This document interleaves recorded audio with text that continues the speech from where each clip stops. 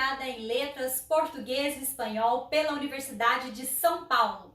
Especialista em tradução, está fazendo mestrado em Ciências da Educação, pesquisando a respeito do sentido que a criança e a juventude atribuem à sua participação em comunidade. É yoga terapeuta, neuropsicoeducadora, autora de material didático, tradutora, leitora crítica, revisora, editora pedagógica, professora de português e espanhol, tutora para alunos com dificuldades de aprendizagem do ensino fundamental 1 e 2 e ensino médio. E dentre outras diversas atividades, ela é fundadora e presidente da CORE, Comunidade Reinventando a Educação. Essa é Irene Reis dos Santos. Professora Irene, seja bem-vinda ao Mundo Mulher Inside. Muito obrigada, é uma honra estar aqui com vocês. Vamos iniciar sabendo como funciona o Reinventando a Educação. O que é essa comunidade? Como ela surgiu? Qual que é o objetivo? A Comunidade Reinventando a Educação é uma associação de educadores engajados em reinventar a educação, como é o nosso nome, né? Nós somos uma consultoria em educação para o desenvolvimento humano, e a nossa ideia é tocar todos os temas que tenham a ver com o desenvolvimento humano, podendo ajudar principalmente os educadores, os estudantes e os pais envolvidos no que é o núcleo educacional, no período educacional da educação básica.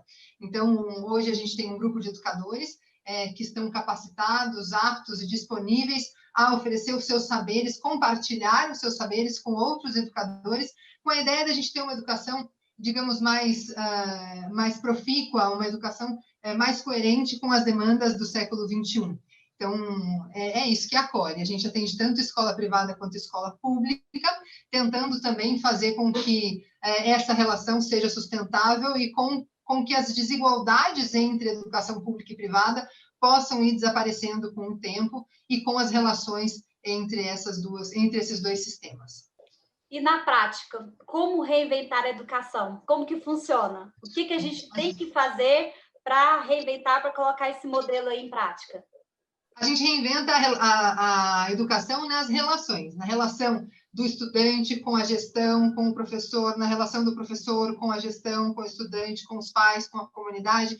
Então, é em contato, em relação e compartilhando saberes, não desprezando um saber em detrimento do outro. Às vezes a gente despreza o saber popular em detrimento do saber acadêmico, e isso impede que a educação seja reinventada. Então, para a gente de verdade reinventar a educação, a gente precisa unir todos os saberes, sem hierarquizá-los, sem dizer que um é melhor e o outro é pior. O saber cultural, o saber popular tem tanta importância quanto o saber científico ou acadêmico. E a gente precisa incluir todos os agentes envolvidos na educação para que ela seja reinventada. Então, um novo olhar sobre a educação precisa ser lançado para que ela seja ferramenta para o desenvolvimento humano de fato, né? Isso é uma tarefa ainda pendente de todas as escolas privadas e públicas, e a gente tenta contribuir para que isso ocorra. Pensando nessa linha aí que vocês estão trabalhando, a gente pode partir do princípio que tanto o aluno, né, ele ensina quanto ele aprende. E aquele ambiente, a comunidade escolar, familiar, elas têm que trabalhar em conjunto para que o ensino comece a fluir de acordo com a realidade que as pessoas vivem ali. É exatamente isso, é isso que a gente propõe, é isso que a gente espera. Então, a escola precisa ser um campo seguro para que essas relações ocorram, mas extrapolem os muros da escola. E que as questões da comunidade, do entorno, também entrem e façam parte dos conteúdos a serem trabalhados e desenvolvidos pela escola. A escola não pode continuar sendo uma bolha que se isola dos problemas do mundo ou dos problemas do seu entorno mais imediato e que vai tocando ali com conteúdos compartimentados, né? Ciências, história, geografia, matemática, português, enfim, o que a gente propõe é que esses conteúdos se unam na forma de projeto, na forma de uma aprendizagem por projeto, por problemas reais, né? E de uma maneira tão, digamos, complementar, tão complexa, que o aluno não consiga efetivamente diferenciar: aqui eu estou vendo matemática, aqui eu estou vendo física, aqui eu estou vendo... Não, tudo é conhecimento e construção do conhecimento. A escola se faz sentido ela existir ainda hoje, apesar de todos os conteúdos que a gente tem disponíveis na rede e tudo mais, é porque ela é o lugar onde há facilitadores do diálogo entre os diferentes conhecimentos. Essa poderia ser e deve ser uma função importante da escola deste século, né? Você veja bem, hoje já não faz mais sentido nem esquece estudar para o Enem, para o vestibular, quando você tem o Google abrindo inscrições para cursos que em 6 meses a pessoa já está lá dentro, já tem um emprego e já está capacitado numa ferramenta de tecnologia. Então, o estudo ele tem a ver com a construção, com autoconhecimento e com a construção de conhecimentos gerais que me interessam. Então, como é que a gente faz para ressignificar, para reinventar a escola, entendendo que o nosso aluno de hoje, olha só, a gente está em 2020, olha só que esse nosso aluno, ele vai se aposentar lá em 2070, em 2075, como é que vai estar o mundo, né? Se eu pensar no mundo há 10 anos, se eu pensar no mundo em 2010, como é que estava o mundo tecnologicamente? Será que a gente tinha acesso a tantos aplicativos, a tantas redes sociais e tal? E há 20 anos, se eu pensar o mundo no ano 2000, para que mundo a gente está preparando esse jovem? Então, provavelmente, a única coisa certa é que esse jovem precisa se conhecer, precisa conhecer, mapear os seus talentos, os seus potenciais, e a escola pode ajudar bastante nisso. E aí, pensando nisso, qual o papel do professor nesse processo de reinventar a educação? A gente entende que o papel do professor, e é para isso que a gente direciona as nossas formações, né? O papel do professor é o de facilitador desse processo. Ele é alguém mais experiente, alguém que já passou por um processo de aprendizagem que muitas vezes foi limitador, fez com que ele só conseguisse pensar no conhecimento específico daquela matéria para a qual ele foi formado. Então, eu fiz letras, eu me formei para dar aula de português e de espanhol.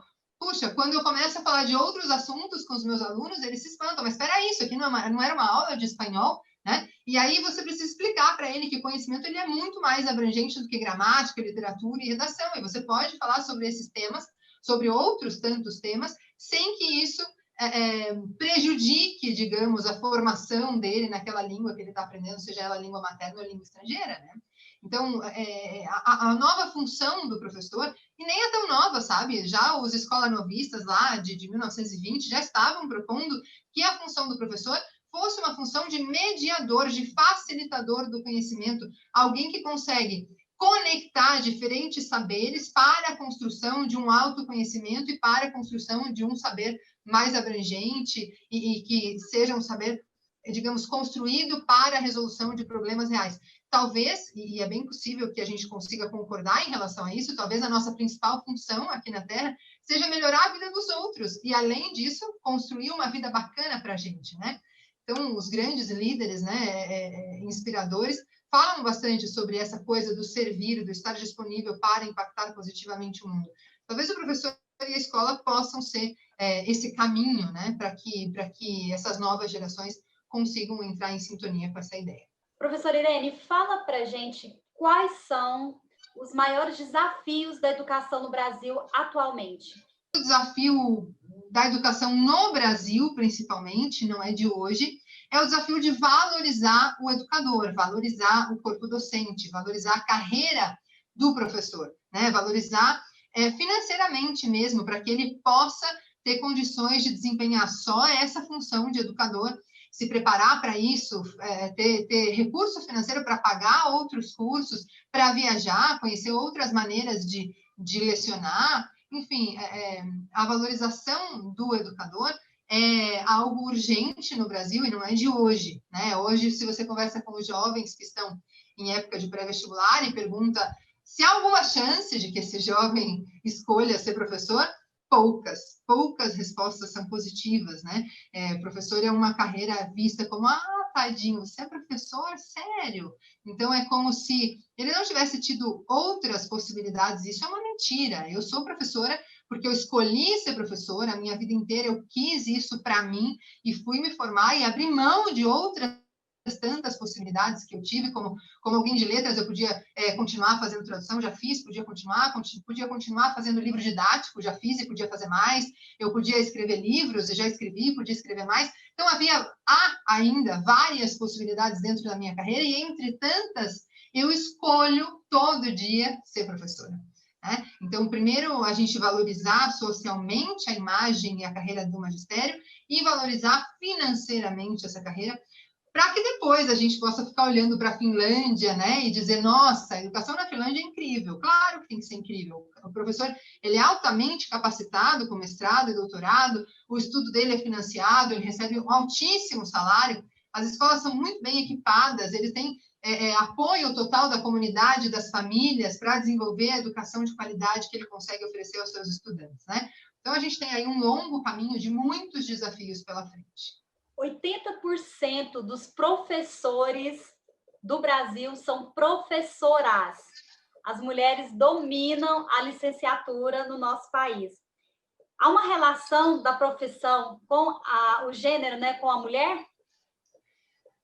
Historicamente, essa relação, a mulher era vista muito como cuidadora, então foi estimulado a mulher, talvez a primeira grande profissão, eu não vou dizer no mundo, mas eu vou dizer no Brasil, que é o que a gente conhece mais de perto, talvez a primeira grande profissão estimulada para a mulher, que era uma extensão da ideia de mulher cuidadora, tenha sido o magistério, né? Então, também por isso e também por aí a gente enfrenta uma não atenção com o magistério, sendo esse espaço predominantemente feminino. Mas você sabe o curioso? Você tem muitas mulheres, como você está dizendo, né, como educadoras, mas na gestão isso não é assim. Você tem muitos diretores e mantenedores homens. Então, você veja que a questão de gênero também afeta muitíssimo a nossa profissão. Dentro do que é a carreira de pedagogia, por exemplo, se você entra agora numa faculdade de pedagogia, você vai ver ali que de 50 alunos, talvez um seja homem, né? Então, também é uma questão de gênero. Na educação infantil, pouquíssimas escolas podem contar com a figura do educador homem, do pedagogo homem com as crianças. Normalmente, isso está muito a cargo das mulheres. No ensino fundamental e no ensino médio, no ensino fundamental 2 e no ensino médio, quando a gente começa a ter as especializações, né, a gente ainda vê em muitos colégios, na área de exatas, os homens, na área de humanas, as mulheres, com algumas exceções. Eu tenho o privilégio de conhecer educadoras incríveis na área de matemática, de química, de física, mas que ainda são exceção. Elas mesmas dizem que durante toda a carreira universitária e durante muito tempo da carreira profissional, conviveram, em sua maioria, dentro desta área, com muito mais homens do que mulheres. Já na minha área, eu sou da área de letras, eu convivi muito mais, se você vai à faculdade de letras, não é tão, digamos, grande a diferença quanto em pedagogia, mas também eu te diria que há muitas mulheres para poucos homens fazendo a carreira de letras, né? Então, ainda existe a questão de gênero vinculada ao magistério e às diferentes áreas de conhecimento. Então, no Brasil, os estudantes de licenciatura representam 19,4% do total de matriculados no ensino superior. Se a gente for olhar esse número, que é muito baixo, a gente vai ter um déficit de professores futuramente, num futuro bem próximo, né? Olha, se você pensar na lei da oferta e da procura, eu fico até feliz com isso, porque então os que decidimos ser professores vamos ser considerados escassos no mercado e, portanto, obrigatoriamente melhor pagos, né? Mas não é um motivo de alegria de verdade, né? É mais uma brincadeira. De verdade, não é um motivo de alegria saber que a profissão tem um risco, né, de escassez. Isso significa que a gente precisa fazer um movimento contrário, ou seja, investir mais nessa carreira para que mais gente queira entrar nela. Você tem faculdades privadas que remuneram super bem, mas você tem faculdades privadas que chegam a pagar um salário inferior ao salário do professor de escola pública básica, da educação básica. Então, você tem professor de faculdade privada, das faculdades C e D, que recebe 15, 25 reais a hora, né? É assustador. Você diz, bom, mas como pode? Se ele tem mestrado, ele tem titulações e tal, como é que pode ele ter um salário? Sim, isso acontece. E, claro, você tem os professores de escolas, de faculdades privadas também renomadas, de elite e tal, que tem um salário bem superior ao salário do educador de universidade pública. O educador de universidade pública que tem que, além de ser educador, cumprir com um monte de requisitos enfim, dos órgãos de pesquisa, ter uma produção comprovada e constante para que ele possa, inclusive, ganhar bolsa de estudo para continuar suas formações e tal.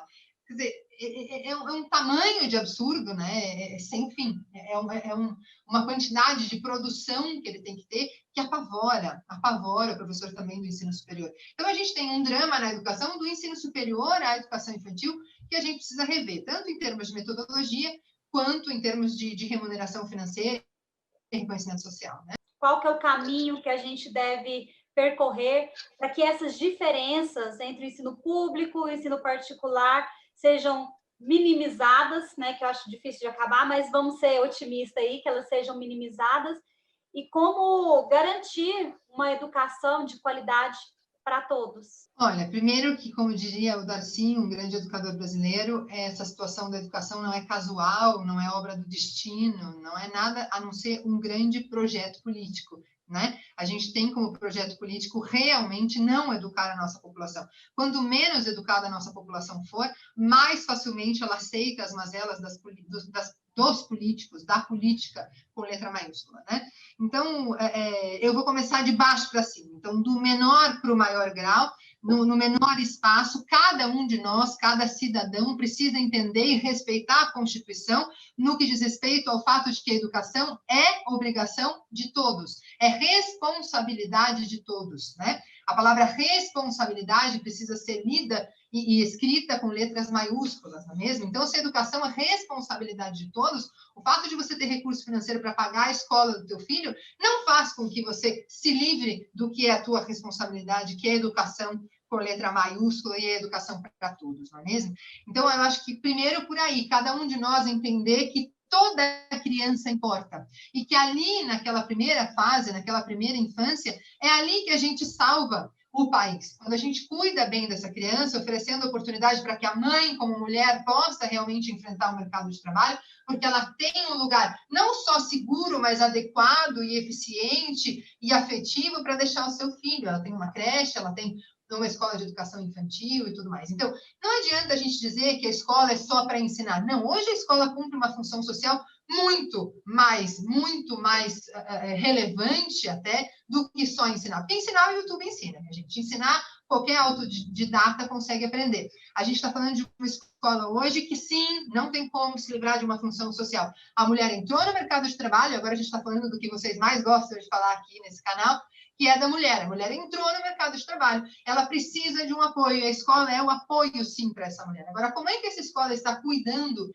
dessa criança? Ah, minha função é ensinar geografia, minha função é ensinar história, minha função não é cuidar de ninguém. Para, essa sim é também a sua função, por solidariedade, por humanidade, por entender que essa mulher está no mercado de trabalho e precisa, sim, do teu apoio, professor. Então, do micro para o macro, cada um de nós precisamos nos ver como responsáveis pela educação, cada um de nós precisamos ver onde é que nós podemos contribuir e como é que nós podemos contribuir para que novas ideias surjam e para que a educação seja fomentada de alguma maneira. Então, eu tenho uma escola pública perto da minha casa, eu tenho uma escola pública no meu bairro, eu, como responsável, como cidadão responsável, eu posso ir até lá e me oferecer para ajudar em alguma coisa. Esse alguma coisa pode ser até um protesto, eu vou lá no Conselho Municipal de Educação, eu vou fazer uma reivindicação junto com essa escola e tal. Quando é que a escola pública começa a perder o valor, começa a diminuir de importância? Quando a classe média deixa de frequentar essa escola e passa a pagar escolas privadas. Nem sempre escolas de alto nível, mas escolas de bairro mesmo, que sendo privadas. Quando é que a escola pública começa a perder o valor, começa a diminuir de importância? Quando a classe média deixa de frequentar essa escola e passa a pagar escolas privadas. Nem sempre escolas de alto nível, mas escolas de bairro mesmo, que sendo privadas, pelo menos garantiam a segurança psicológica de não ter envolvimento com drogas, por exemplo. Olha, uma garantia fictícia, já há estudos comprovando que escola privada também rola droga. Mas, enfim, a segurança da família de que, bom, pelo menos está distante do tráfico, pelo menos está distante das drogas, pelo menos tem um conteúdo mínimo ali, eu estou pagando, eu posso exigir. Do que as pessoas se esquecem é de que a educação ela é pública, ela não é gratuita. Você, mesmo pagando a escola privada do seu filho, na verdade, você está pagando 2 vezes a escola. Porque você já paga com os impostos, boa parte dos impostos, a educação. Então, quando a classe média sai da escola pública e começa a comprar, terceirizar o estudo para a escola privada, a escola pública começa a perder aqueles que reivindicavam mais a sua qualidade. Agora, eu vou te falar de uma coisa mais utópica, mais distante, e que é o grande motivador para que muita gente saia, muitos jovens, inclusive, abandonem o nosso país, que é a questão da ética. A ética ela deve ser exercida também no espaço micro, né? A ética virtuosa, a ética para o bem deve ser exercida no espaço micro, cada um de nós buscando ser ético e buscando um bom comportamento, um comportamento adequado para uma sociedade abundante que a gente espera. Mas, olha, a gente precisava ter, de verdade, políticos que se comprometessem com mudanças sérias e com a não corrupção. Parece muito fácil, né? Mas se a gente não tivesse gente corrupta, dinheiro, de verdade, a gente tem, né? Mas ele precisava chegar no seu destino, sem desvios, sem gente roubando merenda de escola pública. Se a gente tivesse mais ética entre os nossos políticos, com certeza a gente poderia reinventar muito mais rapidamente a educação. Mas aí é aquele ciclo, né? A gente precisa formar uma nova geração que tenha uma boa educação e com essa boa educação entenda que o que é bom para mim tem que ser bom para todos, que entenda que quando o todo é favorecido e eu faço parte desse todo, eu também estou bem, que entenda o valor de andar na rua sem medo, né, de ser roubado, assaltado, sequestrado, morto, sei lá o quê, que entenda que cuidar do filho do pobre é tão importante quanto pagar a escola privada para garantir um bom futuro para o teu filho. Porque a partir do momento que eu penso no todo, não é o que é bom só para mim e eu virar as costas, o problema do outro fica ali. Não, vamos pensar na comunidade, na sociedade, que todos nós merecemos, né? Que é o direito de todos. Professora Irene Reis dos Santos, agradeço a sua participação aqui conosco no nosso programa Mundo Mulher Inside. Muito obrigada, sempre que vocês quiserem, estarei por aqui, estaremos juntas, tentando juntas, com a amorosidade que nos caracteriza como mulheres, transformar essa sociedade e transformar as próximas gerações, tendo a educação como ferramenta para que isso aconteça. Então, contem comigo, sempre que vocês quiserem, estou por aqui e agradeço imensamente pela iniciativa de vocês de fato, colocarem em destaque nós que somos mulheres, né, e que estamos tentando fazer essa mudança da nossa maneira, sem armas, sem guerra, sem tiro, sem bomba, com amor, com solidariedade, com acolhimento. Muita gratidão por vocês existirem e por vocês fazerem esse trabalho tão bacana que vocês estão fazendo. Contem sempre comigo, tá bom? Muito obrigada. A origem da comemoração do Dia do Professor no Brasil marca a implantação do ensino no país em 1827 por Dom Pedro I e foi oficializada em 1963 pelo então presidente João Goulart. Ao longo desses anos, muitas coisas mudaram, mas ainda há muito que ser feito pela educação em nosso país. Fica aqui a nossa homenagem a todos os professores por tudo o que significam e nosso reconhecimento que vocês merecem. Participe do nosso programa, deixe aqui o seu comentário, a sua mensagem, a sua opinião. O nosso programa é feito por você e para você. Estamos no YouTube, no Facebook e no Instagram. Venha viver seu mundo Mulher Inside. Tchau, tchau!